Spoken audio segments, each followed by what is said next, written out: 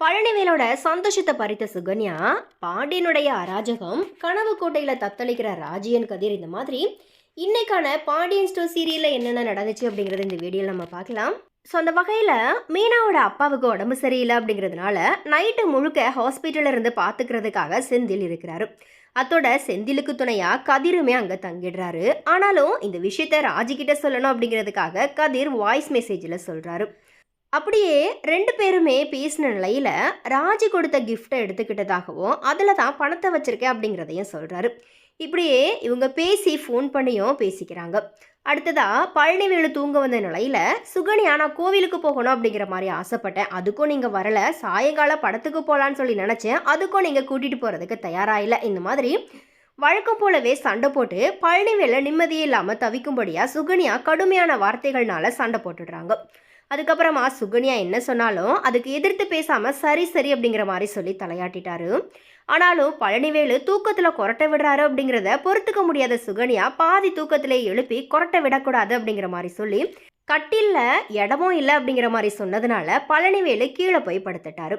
இப்படி இவங்க பேசிக்கிட்டு இருக்கும்போது தண்ணி குடிக்க வந்த சரவணன் காதில் ஏதோ சண்டை போடுறது போல கேட்டுருச்சு. இந்த பிரச்சனைகளை எல்லாமே தாண்டி வழக்கம் போலவே பழனிவேலு கடைக்கு போயிட்டாரு. ஆனாலும் அங்கே சரியாக வேலை பார்க்க முடியாமல் நல்லா தூங்கிட்டாரு. அந்த நேரத்தில் செந்தில் வந்து மாமாவை பார்த்ததும் என்னாச்சு, ஏன் இப்படி தூங்குறாரு அப்படிங்கிற மாதிரி அங்கே இருக்கிற தாத்தா கிட்ட கேட்குறாரு. உடனே அவரும் கல்யாணம் ஆனதுலேருந்தே பழனிவேலு இப்படி தான் இருக்கா அப்படிங்கிற மாதிரி சொல்கிறாரு. அந்த நேரத்தில் பாண்டியன் வந்ததும் இவன் என்ன இப்படி தூங்குறான், வேலையில் கவனம் இல்லை, பொறுப்பும் இல்லை அப்படிங்கிற மாதிரி திட்ட ஆரம்பிச்சிட்டாரு.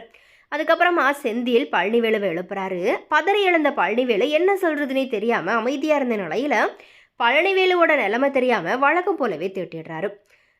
அதுக்கப்புறமா செந்தில் பழனிவேலுவை டீ குடிக்கிறதுக்காக கூட்டிகிட்டு போகிறாரு. அங்கே சரவணன் வந்த நிலையில் அத்தைக்கும் உங்களுக்கு எதனா பிரச்சனையா அப்படிங்கிற மாதிரி கேட்குறாரு. இதுக்கு என்ன சொல்கிறதுன்னு தெரியாமல் பழனிவேலு முழிக்கிறாரு.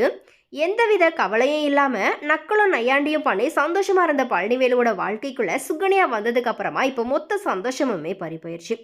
இது தொடர்ந்து ராஜியன் கதிர் சைக்கிளில் காலேஜுக்கு போய்கிட்டு இருக்கிறாங்க. அப்போது சைக்கிள் பஞ்சரான நிலையில் ராஜி இஎம்ஐ மூலியமாக ஒரு பைக் வாங்கலாம் அப்படிங்கிற மாதிரி சொல்கிறாங்க.